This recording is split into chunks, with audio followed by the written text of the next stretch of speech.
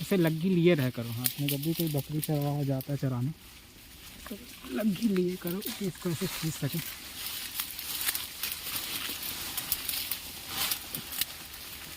इसमें गोल गोल फल भी लगे हैं ये